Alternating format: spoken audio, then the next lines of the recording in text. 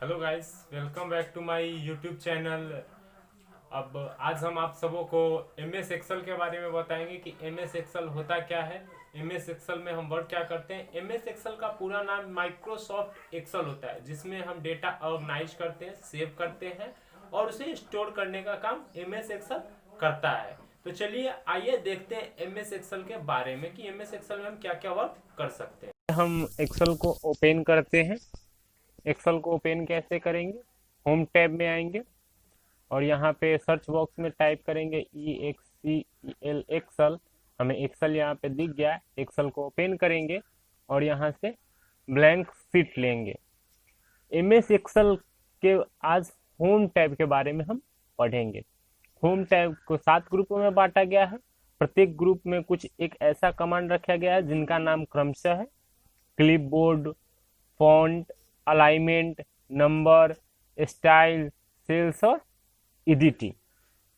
तो सबसे पहले हम क्लिपबोर्ड के अंतर्गत आने वाले कट, कॉपी, पेस्ट और फॉर्मेट पेंटर के बारे में पढ़ेंगे। कट, जिसका शॉर्टकट की होता है Ctrl+X। कट कमांड का प्रयोग हम किसी सेल में लिखे गए कंटेंट या सीट में इंसर्ट किए गए कोई टेक्स्ट, फोटो, ऑब्जेक्ट आदि को चुनकर उसे कट अर्थात वहां से हटाने के लिए किया जाता है, जिसको कीबोर्ड से डायरेक्ट क्लिक करके Ctrl+X दबा करके हम उसे हटा सकते हैं। चलिए मैं आपको यहाँ पे एक करके बताता हूँ। जैसे कि मैंने यहाँ पे लिखा अमन, इसे कर लिया सिलेक्ट। अब करेंगे इसे कट, तो ये यहाँ से हट गया। अब आता है नेक्स्ट, कॉपी। कॉपी कमांड का प्रयोग किसी सेल में लिखे गए कंटेंट या किसी सीट में इंसर्ट किए गए कोई टेक्स्ट, फोटो, ऑब्जेक्ट आदि को चुनकर उसे कॉपी अर्थात डुप्लीकेट करने के लिए किया जाता है। इसका शॉर्टकट की Ctrl+C होता है। ठीक है, तो मैं उसे कट किया था तो इसे दूसरे जगह कॉपी पेस्ट करके बताता हूँ। तो यहाँ पे मैंने पेस्ट पे क्लिक किया। अब ये अमन हमारा यहाँ पे आ चुका है। हम इसे कॉपी करते हैं। कॉपी मैं इसे यहाँ पे कर चुका हूँ।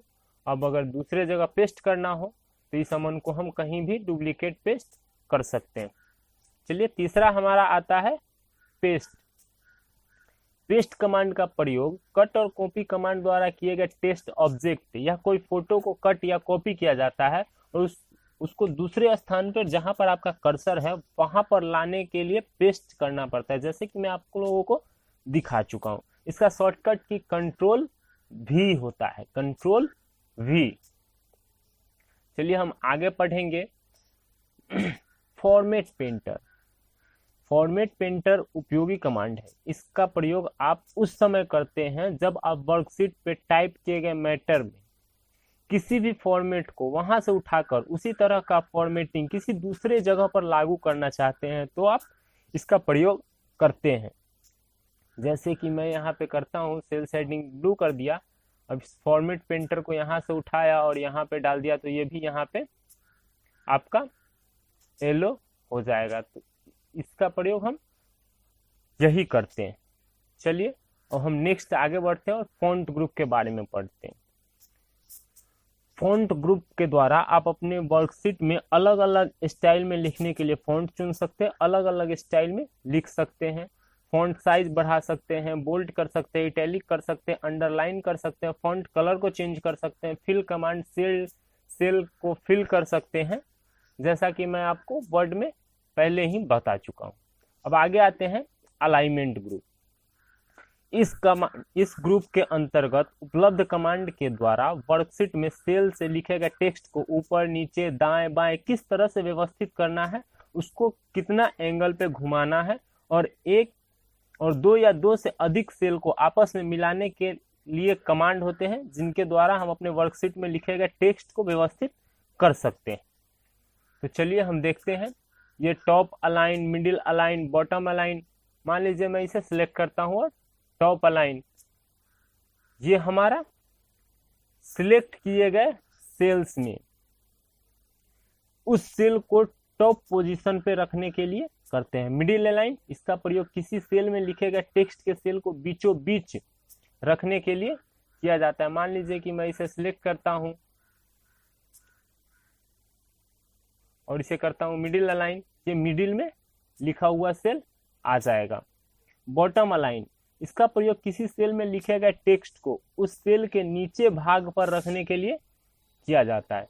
लेफ्ट अलाइन, इसका प्रयोग किसी सेल में लिखे गए टेक्स्ट को बाएं तरफ से रखने के लिए किया जाता है।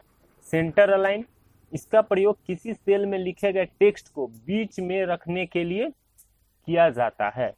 राइट अलाइन, इसका प्रयोग किसी सेल में लिखे गए टेक्स्ट को दाएं साइड में रखने के लिए किया जाता है, जो कि हम पहले ही पढ़ चुके थे वर्ड में।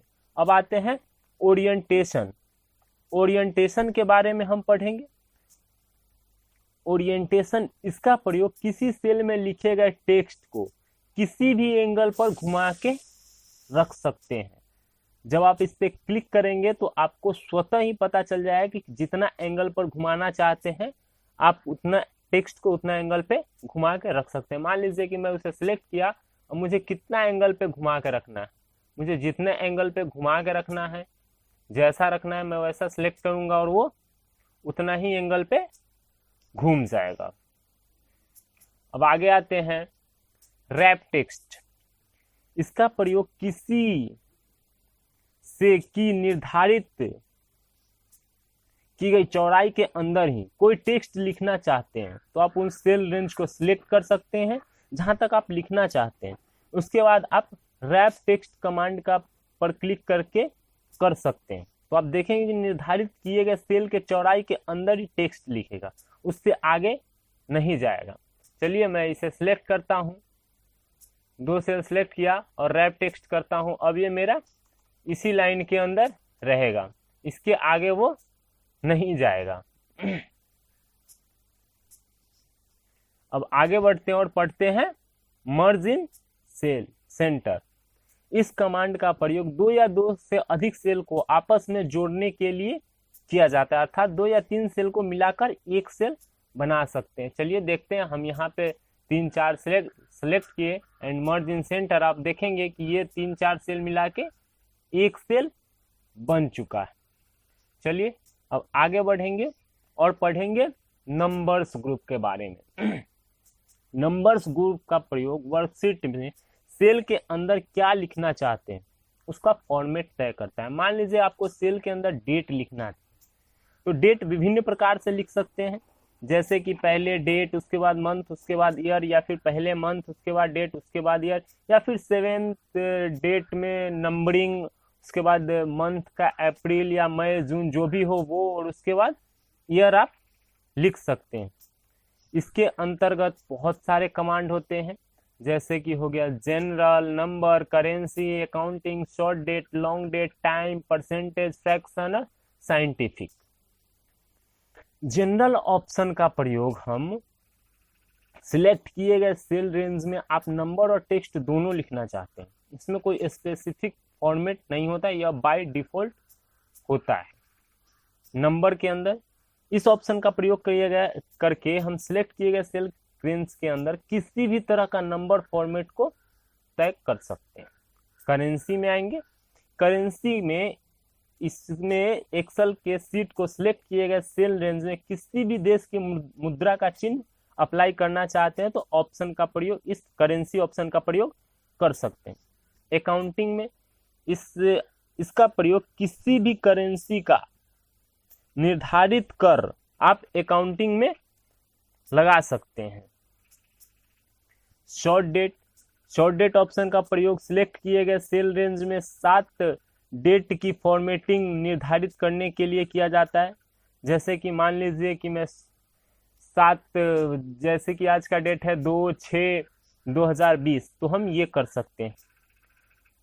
लॉन्ग डेट में आते हैं, लॉन्ग डेट का प्रयोग सिलेक्ट किए गए सेल रेंज में लॉन्ग डेट फॉर्मेट निर्धारित करने के लिए किया जाता है। जैसे कि आज 2 जून 2020 करके देख लेते हैं। यहाँ पे सिलेक्ट किया जनरल और लॉन्ग डेट में करेंगे टेक्स्ट। अब यहाँ पे हम कर सकते हैं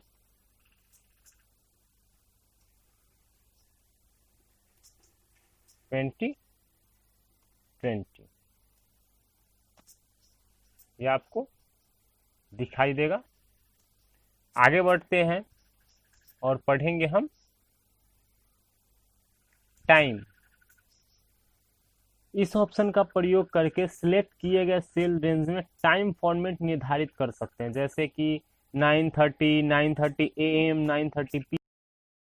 चलिए अब हम परसेंटेज के बारे में पढ़ेंगे। परसेंटेज ग्रुप का प्रयोग हम किसी भी फॉर्मेट में परसेंट सेल रेंज में लिखे गए वैल्यू की परसेंट के रूप में निर्धारित करने के लिए करते हैं। आगे बढ़ेंगे और फ्रैक्शन के बारे में पढ़ेंगे। फ्रैक्शन का प्रयोग सिलेक्ट किए गए सेल रेंज में फ्रैक्शन नंबर निर्धारित करने के लिए किया जाता है। चलिए अब आगे बढ़ेंगे और साइंटिफिक के बारे में पढ़ेंगे। इस ऑप्शन का प्रयोग सिलेक्ट किए गए सेल रेंज में साइंटिफिक नंबर लिखने अर्थात निर्धारित करने के लिए किया जाता है। चलिए के लिए बस इतना ही, बाकी हम कल पढ़ेंगे। धन्यवाद, थैंक यू।